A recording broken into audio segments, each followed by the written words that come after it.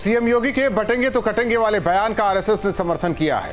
दरअसल मथुरा में बैठक के बाद आरएसएस सरकारवाद दत्तात्रेय होसपोले ने कहा कि अगर हम जात समाज क्षेत्र का भेद करेंगे तो कटेंगे ही। वहीं सीएम योगी और आरएसएस सरकारवाद के बयान पर विपक्ष ने आपत्ति जाहिर की है। नारे के जरिए समाज को बांटने का आरोप लगाया है। सीएम योगी का यह बयान इससे पहले हरियाणा चुनाव में सफल रहा, इससे पार्टी को बहुमत मिला। अब इस नारे के प्रभाव को उत्तर प्रदेश उपचुनाव में देखने की उम्मीद है। हालांकि विपक्ष ने इसके खिलाफ आवाज उठाई है। दो टूक में करेंगे चर्चा, पहले सुनते हैं बयान। बहनों और भाइयों, राष्ट्र से बढ़कर के कुछ नहीं हो सकता, कुछ नहीं हो सकता। और राष्ट्र तब सशक्त होगा जब हम एक रहेंगे, नेक रहेंगे, तभी नेक रहेंगे। बटेंगे तो कटेंगे। आप देख रहे हैं ना, बांग्लादेश में देख रहे हो ना, तो वो गलतियां यहां नहीं होनी चाहिए। बटेंगे तो कटेंगे, एक रहेंगे तो नेक रहेंगे। हम जाति भाषा प्रांत के अगर भेद से हम करेंगे तो हम कटेंगे। तो इसलिए एकता आवश्यक है किसी भी राष्ट्र का। इसलिए हिंदू समाज की एकता ये संघ के जीवन व्रत है। हम इस आग्रहपूर्वक कहेंगे और उसके लिए करेंगे। और हिंदू एकता लोक कल्याण के लिए, हिंदू सबके लिए सुख प्रदान करें, दुनिया में किसी भी देश के संकट के लिए। तो इसलिए हिंदू एकता आवश्यक, अपने को भी बचाए रखना और दुनिया को भी मंगल करना। देखिए, लोकसभा चुनाव में जब से भाजपा की ताकत कम हुई है, संख्या कम हुई है, भाजपा हताश है, निराश है, परेशान है। इसलिए वो तरह तरह के नारे गढ़ रही है। वो कहते हैं कि बटोगे तो कटोगे, लेकिन वो पिछड़ों को, दलितों को आरक्षण नहीं देंगे। वो कहते हैं कि बटोगे कटोगे, लेकिन महिला सुरक्षा पे कुछ नहीं बोलते हैं। वो कहते हैं कि बटोगे कटोगे, लेकिन महंगाई पे कुछ नहीं बोलते हैं। वो कहते हैं बटोगे कटोगे, लेकिन पेपर लीक पे कुछ नहीं बोलते हैं। और ऐसे में बड़े सवाल, जाति नहीं हिंदू 27 में होगा केंद्र बिंदु। नए नए सियासी मोड़, जातियों में तोड़, पीडीए एक सियासी खोट, हिंदू एकता पर चोट। बीजेपी की बड़ी तैयारी, हिंदुत्व सब पर भारी। इन सवालों के साथ मेहमानों से करेंगे चर्चा। हालांकि हमारे साथ बीजेपी के मेहमान भी जुड़ेंगे और कांग्रेस की भी मेहमान जुड़ रहे हैं। इसके अलावा समाजवादी पार्टी के भी मेहमान जुड़ेंगे। अंशु अवस्थी जी हमारे साथ हैं अभी। अंशु अवस्थी जी, आपका स्वागत है। उन्होंने साफ कहा है कि हिंदू एकता लोक कल्याण के लिए है, हिंदू सबके लिए सुख प्रदान करेगा। तो उन्होंने यही तो कहा है कि बटेंगे तो कटेंगे। देखिए राहुल जी, हमें पूरा ये भरोसा था कि जो बीजेपी कहेगी उसे आरएसएस समर्थन करेगा, क्योंकि बोल तो मुख्यमंत्री जी रहे हैं, लेकिन स्क्रिप्ट तो आरएसएस ही लिखता है। सभी जानते हैं कि बीजेपी में जो आज हो रहा है उसे कौन करता है, उसे उसकी स्क्रिप्ट तो आरएसएस ही लिखता है, नागपुर से लिखी जाती है। देश की राजधानी भले दिल्ली, प्रधानमंत्री भले दिल्ली बैठे हुए हैं, लेकिन जो आज देश में युवाओं को लेकर नीतियां बनाई जा रही हैं, जिससे बेरोजगारी 45 साल में चरम पर है, नोटबंदी, जीएसटी करके देश के लाखों छोटे उद्योगपतियों, छोटे व्यापारियों का धंधा बंद कर दिया, तमाम किसान विरोधी 3 काले कानून लाए, ये सब स्क्रिप्ट कहाँ लिखी जा रही? ये वही तो लिखी जा रही जहाँ देश का दूसरा संविधान गढ़ा जा रहा है। लेकिन जो ये संविधान है जो बाबा साहब भीमराव अंबेडकर ने बनाया है, जिसकी रोज भारतीय जनता पार्टी के लोग हत्या करते हैं, रोज ऐसे बयानबाजी करते हैं जिससे देश में बंटवारे की राजनीति हो और भारतीय जनता पार्टी अपनी राजनीतिक रोटी सेक पाए, तो वो लगातार उस संविधान की हत्या करते हैं। जिस संविधान की कसम खाई, जिसकी कसम खाकर पद पर बैठे हैं और कसम खाते हैं कि हम कोई ऐसी बात नहीं करेंगे जिससे देश में एक दूसरे से अलगाव, लेकिन बटेंगे कटेंगे, फिर आरएसएस उसमें हिंदू की बात लाता है, तो उससे ये पता चलता है कि इनका सिर्फ उद्देश्य ध्रुवीकरण करना है।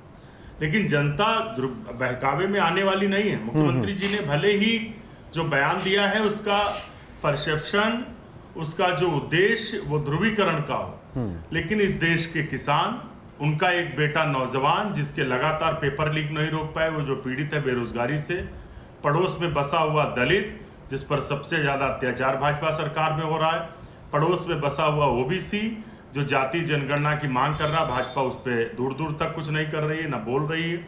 पर हमारी माताएं बहनें जिनके साथ सबसे ज्यादा अत्याचार हो रहा, बीजेपी ने हमेशा बलात्कारियों का संरक्षण किया, वो कोई बटने वाले नहीं। ठीक, किसान, धर्मेंद्र सिंह जी प्रवक्ता समाजवादी पार्टी हमारे साथ जुड़ रहे हैं।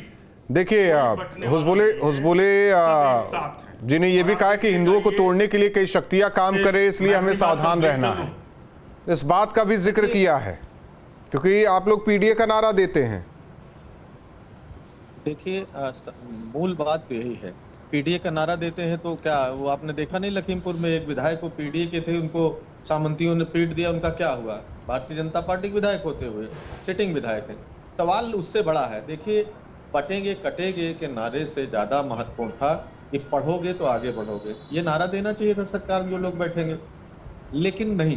भाई आप देखिए देश कितनी समस्याओं से घिरा हुआ है, रोज रोड एक्सीडेंट में कितने लोग कालकौलित हो जा रहे हैं, स्वास्थ्य व्यवस्था पूरी तरह टगमगाई हुई है, महंगाई, बेरोजगारी, भ्रष्टाचार। देखिए त्योहार मनाने का समय है, तेल के दाम बढ़ा दिए, नकली घी से लेकर के नकली खाद्य पदार्थ पूरे बाजार में भरे हुए हैं, कैंसर जैसी बीमारियों के कारक हैं। सरकार के कान पर क्यों नहीं रेंग रही? सरकार लैब में बैठ करके वोट पाने के लिए परीक्षण करती है और परीक्षण के बाद जो फार्मूला तय होता है कि उसका इम्पैक्ट क्या होगा, किसी एक नेता के मुंह पे उसको रख करके उसको मार्केट में लॉन्च कर दिया जाता है। तो ये जो नारा है, जहां जहां चुनाव है, उत्तर प्रदेश से निकला है, देखिए महाराष्ट्र में होर्डिंग पोस्टर लगने शुरू हो गए हैं, आगे भी झारखंड है, दिल्ली भी, तो जल्दी जहां जहां चुनाव होंगे क्रमशः पहुंचता रहेगा ये। लेकिन इनकी जो ये रणनीति है भारतीय जनता पार्टी की, इसी रणनीति के साथ लगातार कई चुनाव जीत लिए। अब लेकिन इसकी पोल खुल गई, इसमें जो हवा थी जो गुब्बारे की वो निकल चुकी है। अब जनता समझ चुकी है, जनता अपने बुनियादी सवालों पर अडिग है, महंगाई पर, बेरोजगारी पर, भ्रष्टाचार पर, लीक होती नौकरियों पर, जो नौजवानों का आपने नहीं, किसानों की आय पर पूछ रही सवाल कि आपने वादा किया आधी आबादी के लिए पिछले केंद्र सरकार की जो 10 वर्ष का कार्यकाल रहा है या 7 साल 8 साल का होने जा रहा है योगी आदित्यनाथ जी का, दोनों पर कुछ किया हो तो बताइए। ये सारे सवाल बहुत बुनियादी सवाल, बहुत मजबूत सवाल है, ये जनता के जहन में। तो आप भी तो पीडीए का नारा छोड़कर यही सवाल पूछे होते पूरे लोकसभा चुनाव में। भाई पीडीए में क्या दिक्कत है? पीडीए में अगर पिछड़े की बात नहीं तो अगर वो हिंदुओं की बात कर रहे हैं तो उसमें क्या दिक्कत है, ये तो बता दीजिए। आप में जब पीडीए में नहीं दिक्कत है तो उनके हिंदुओं में क्या दिक्कत है? नहीं, उनके देखिए हिंदू मुसलमान, देखिए अगर वो राष्ट्र की बात करे, देखिए संघ जो है राष्ट्रवाद की बात करता है। नहीं तो आप भी समाज की बात कीजिए ना, आप भी समाजवादी पार्टी हैं तो समाज की बात कीजिए, पूरे समाज की बात कीजिए। बस पीडीए की बात क्यों कर रहे हैं? क्या अगर कोई आर्थिक रूप से कमजोर है, नहीं एक चीज बता दी, कोई अगड़ा है वो आर्थिक रूप से कमजोर है तो वो तो वैसे ही पिछड़ा हो गया एक तरीके से। लेकिन अगर वो ब्राह्मण है, एक बात सुनिए, क्षत्रिय है, बनिया है, अगड़ा है केवल, वो उसे अगड़े की उपाधि दे दी गई, वो अगड़ा है, चाहे उसके घर में खाने के लिए ना हो, चाहे उसके लिए पहनने के लिए नहीं, वो अगड़ा है। तब देखिए दो तरह के लोग हैं। देखिए एक तरह से जात धर्म से ऊपर उठ करके एक जो 10-5% लोग हैं जिनके पूरे संसाधनों पर कब्जा है, वो भारतीय जनता पार्टी उनकी बात ही हो। पीडीए में हमारे पिछड़े, दलित, अल्पसंख्यक, आदिवासी, आधी आबादी और वो सारे तो लाइन तो आप भी खींच रहे हैं ना, अगड़े। यही तो बात कही जा रही है ना, अगड़े की बात कीजिए ना पिछड़े की बात कीजिए, यही वो भी बोल रहे हैं। वो आपको बांटने आएंगे लेकिन आप एकजुट रहिए। किसकी बात कर रहे हैं? किसके राष्ट्र कभी बंटने से मजबूत हुआ क्या? राष्ट्र वहां के रहने वाले संपूर्ण नागरिकों, सारे सामाजिक समीकरणों, सारी संपत्तियों, सारी भौगोलिक डेमोग्राफी सबको मिला करके राष्ट्र बनता है। राष्ट्र किसी के बंटने और कटने से नहीं बनता है। राष्ट्र मजबूत तब होगा। सही बात, शिशिर चतुर्वेदी जी, वाकई भारतीय जनता पार्टी ये तो बात सही है कि बंटने से कल्याण नहीं होता, ये धर्मेंद्र जी भी मानते हैं, लेकिन बांटा तो गया है ना, कल्याण किसका हुआ सब जानते हैं।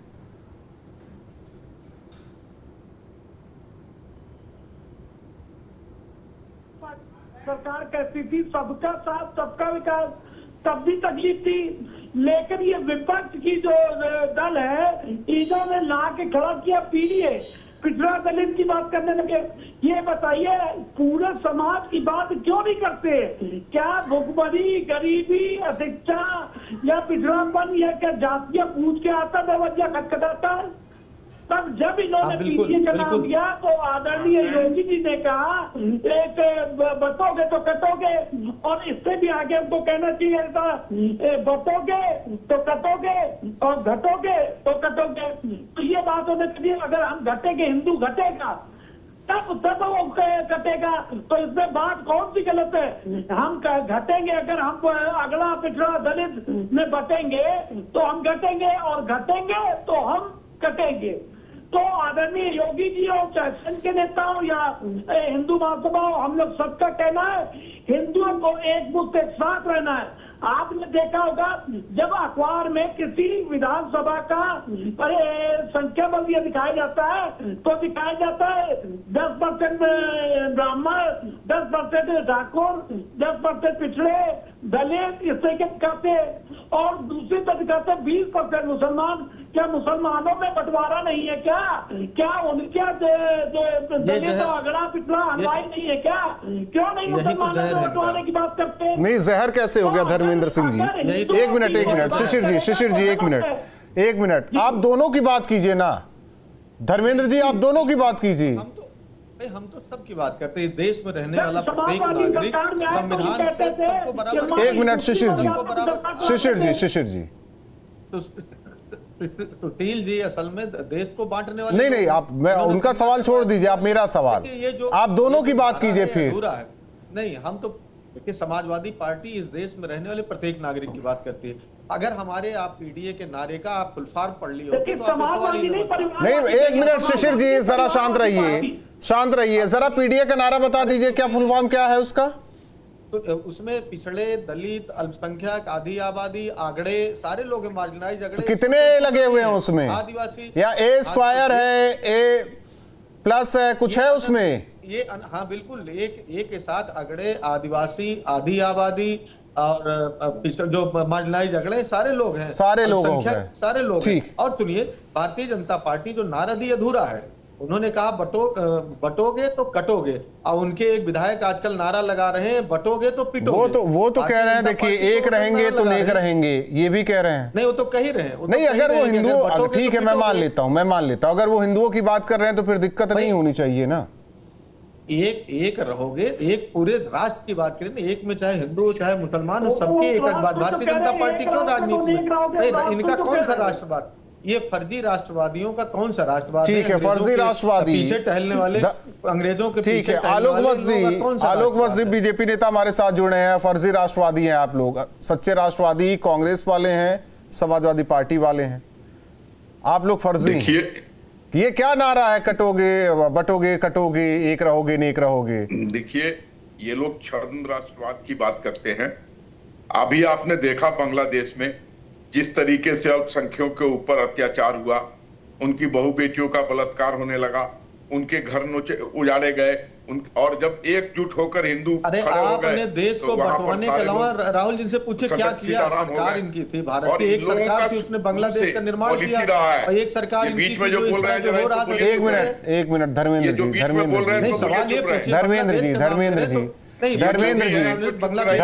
जी इनको डिबेट की गरिमा का पता नहीं है। एक मिनट आलोक वत्स में ना बोले। और हिंदुस्तान में देखिए, कांग्रेस ने शुरू से बांटकर काम आगे बढ़ने का काम किया है। पहले कांग्रेस में दलित, मुसलमान और अगड़ों को लेकर राजनीति शुरू की, और बहुत वर्षों तक वो काबिज रहे देश के सत्ता पे। उसके बाद बिहार में राजद ने माई समीकरण बनाया और उसमें कुछ ओबीसी को ज्वाइन करा लिया। वही हालत उत्तर प्रदेश में मुलायम सिंह ने किया कि माई समीकरण बना के उसमें कुछ ओबीसी को साथ कर इन्होंने मेजोरिटी बनाकर कुछ दिनों तक नहीं। आज अगर पूछेंगे ना एमवाई समीकरण तो वो बोलेंगे, सुनिए, वो मुस्लिम यादव नहीं बोलेंगे, वो महिला और युवा बोलते हैं। अब नहीं, समय समय पर इन्होंने जो नारा दिया, तिलक, तराजू और तलवार, इनको ठीक है। एक चीज देखिए, आलोक वत्स देखिए, उनका कहना है, आलोक वत्स जरा सुनिए, उनका कहना, आप हिंदुओं की बात करते हैं, आप अगर एक रहे नेक रहे की बात करें तो पूरे राष्ट्र की बात कीजिए। देखिए, एकता में ही श्रेष्ठता है। अगर परिवार बटेगा तो परिवार टूटेगा, समाज बटेगा तो समाज टूटेगा, राज्य बटेगा तो राज्य टूटेगा, राष्ट्र बटेगा तो राष्ट्र टूटेगा। एकता में ही श्रेष्ठता का नारा भारतीय जनता पार्टी सिखाती है, और ये भी हम भी अपने बच्चों को सिखाते हैं। एक रहो तो नेक रहोगे, एक रहो तो मजबूत रहोगे। और आज जिस तरीके से भारत के इर्द गिर्द सारे राष्ट्र में जो मच रहा है, अगर हिंदुस्तान के हिंदू एक नहीं रहे तो निश्चित तौर पर ये कटेंगे। ठीक है अंशु अवस्थी जी, गलत वही तो कह रहे हैं कि गलत क्या है इसमें? राहुल जी एक सवाल कुछ है, जिहादी भाजपा जो सत्ता में है उनसे सवाल है। मुझे आप बताइए, आखिर मुख्यमंत्री जी 9 साल से उत्तर प्रदेश के मुख्यमंत्री हैं, लगभग 8 साल हो गए, आज तक वो कभी जनता के मुद्दे पर बात क्यों नहीं करते? हमेशा ध्रुवीकरण की बात करते हैं, हमेशा मुद्दों से ध्यान भटकाने की बात करते हैं। 19 पेपर लीक हो गए मुख्यमंत्री जी के कुशल प्रशासन में। सवाल कीजिए, सबसे ज्यादा देश में दलितों सवाल कीजिए, उत्तर प्रदेश में सवाल कीजिए, अगर सवाल करना है सवाल कीजिए। राहुल भाई देखिए, मैं अपनी बात पूरी कर लूं, मेरा अनुरोध है। आपने नहीं, या तो बात पूरी कर लीजिए या तो सवाल कर लीजिए, मेरा ये कहना है। नहीं राहुल भाई, मैं 30 सेकंड में अपनी बात पूरी कर रहा हूं, उसमें जनता के सवाल भी हैं और आपने जो पूछा उसके जवाब भी हैं। मुझे आप बताइए, 19 पेपर लीक हो गए, 1-2 नहीं 19। मुख्यमंत्री जी उस पर कोई कार्रवाई नहीं कर पाए। उसमें हिंदू को भी नौकरी मिलती, दलितों को, पिछड़ों को, सवर्णों को, ब्राह्मणों को, ठाकुरों को, सबको मिलती। उसमें तो नकल माफिया हावी हो गए साहब। देश में सबसे ज्यादा अत्याचार दलितों पर उत्तर प्रदेश में हो रहा है, महिलाओं पर अत्याचार हो रहा है।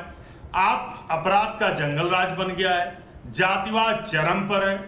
एक जाति के लोग उत्तर प्रदेश में 30 से ज्यादा जनपदों में जिलाधिकारी हैं, 20 से ज्यादा जनपदों में कप्तान है। मुख्यमंत्री जी के आसपास की जो टॉप ब्यूरोक्रेसी आप देख लीजिए, उनके संवर्ग, उनके जाति की सजाती है। इस पर वो कभी नहीं बात करते। उन्होंने तो बांट लिया ना, अगर बांटा नहीं होता तो मुख्यमंत्री जी के आसपास जो पूरी ब्यूरोक्रेसी है वो किस जाति की है, मुझे बताइए ना। क्या उसमें कोई दलित है? क्या कोई पिछड़ा है? कोई नहीं है। तो आप खुद जात बांट रहे हैं और दूसरों को भाषण दे रहे हैं। इसको सवाल हो गया है कि खुद दूसरे काम करें और दूसरे को बताएं। ठीक है, सवाल हो गया। आलोक अवस्थी जवाब दे दीजिए। मैं इनसे पूछना चाहता हूं, ब्यूरोक्रेसी और जिलाधिकारी और कप्तान के बारे में किस जाति के लोग बैठे हुए हैं? मुख्यमंत्री बताइए ना, आपने बांटा ना। एक मिनट, मुख्यमंत्री के इर्द गिर्द जो इन्होंने बताया कि सिर्फ एक ही वर्ग के लोग हैं, जरा ये 5 नाम गिना दे मुख्यमंत्री के इर्द गिर्द जो एक ही वर्ग के लोग हैं, तो मैं इनकी बात को सपोर्ट कर जाऊंगा। मैं भी जानता हूं उनके इर्द गिर्द कौन कौन से लोग हैं।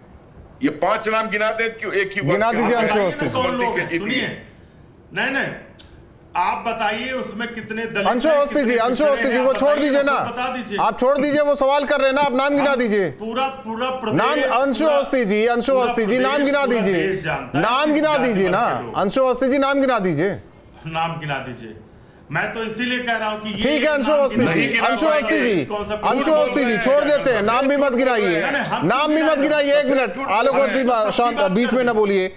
अंशु अवस्थी जी 2-3 नाम पिछड़े का बता दीजिए, 2-3 नाम दलित का भी बता दीजिए, IAS अधिकारियों का जो आपको लगता है कि मुख्यमंत्री के इर्द गिर्द होने चाहिए, बता दीजिए, वो भी नाम बता दीजिए आप।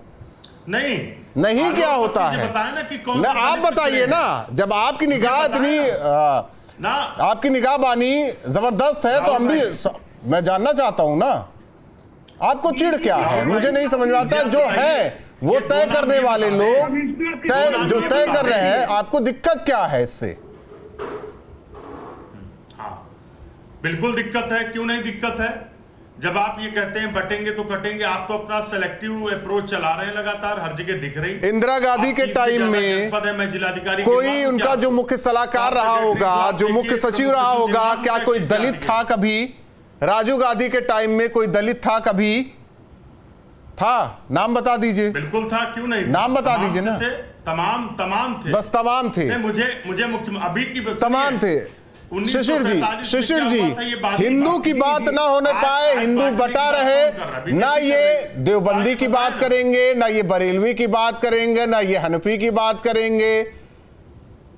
कौन ऊंचा कौन नीचा, उनमें सब समान है, उनकी बात करेंगे नहीं, वो तो मुसलमान है। लेकिन आप हिंदू, आप जातियों में बटे हुए हैं, वो जातियों में नहीं। चाहे बरेलवी देवबंदी के मस्जिद में ना जाए, देवबंदी हनफी के मस्जिद में जाए, वहां तो साफ लिखा है, बहुत जगह तो साफ चीजें हैं, लेकिन कहेंगे नहीं मुसलमान तो एक है। आप अगर बात कर रहे हैं, आप वाकई सामाजिक समरसता की बात करते ना, तो इतने बदलाव न होते। संविधान में भी आपके टाइम अंशु अवस्थी जी कई बार बदलाव हुए हैं। आप दूसरों को कहते हैं कि संविधान बदल रहे हैं, संविधान में तो अमेंडमेंट आप लोगों ने कई बार किया है। लेकिन उनको डिफेंड करने के लिए आप बैठे रहो। डिफेंड करने के लिए नहीं, अगर देखिए मैं तो कहता हूं, मैं तो आपके सवाल का जवाब ले रहा हूं उनसे। अपनी लड़की लाइनी को नहीं देता है, कोई पठान अपनी लड़की लाइनी समाज इनके दलित नहीं तो कहाँ है समाजवादी पार्टी वाले, दिखाए ना सामाजिक समरसता। लेकिन इतना तो कहेंगे अगड़ी जाति क्यों पिछड़ी जातियों से शादी नहीं करती, शादी कर लेनी चाहिए। सामाजिक समरसता सब में होना चाहिए ना। अगर देश के सब नागरिक हैं, अगर देश के यही सब नागरिक होते ना, तो एक संविधान और दो विधान वाली कहानी ना होती इस देश में। किसी के लिए अलग से स्पेशल व्यवस्था है, किसी के लिए बराबर है। हाँ बिल्कुल आप ठीक कह रहे हैं। इस देश में और प्रदेश में दोनों जगह। अब आप सुन ले जी, हमारी बात पूरी हो जाने दीजिए। शिशिर जी बोलिए, फिर धर्मेंद्र जी बोलेंगे। जी, समाजवादी पार्टी के मित्र ने कहा योगी जी एक ही बिरादरी को लेके चल रहे हैं। नहीं, कांग्रेस वाले थे। राजधानी का कांग्रेस वाले सभा करते, यहाँ जो लखनऊ के डीएम है ये पिछड़ी जाति से आते हैं, यहाँ की जो कमिश्नर है वो क्रिश्चियन। छोड़ दीजिए ना, जाने दीजिए आप। और आलोक वसी ने पूछ लिया था कोई 5 नाम, मैं तो कह रहा था 2 ही नाम बता देते, छोड़ देते। धर्मेंद्र सिंह जी, धर्मेंद्र सिंह जी, धर्मेंद्र सिंह जी।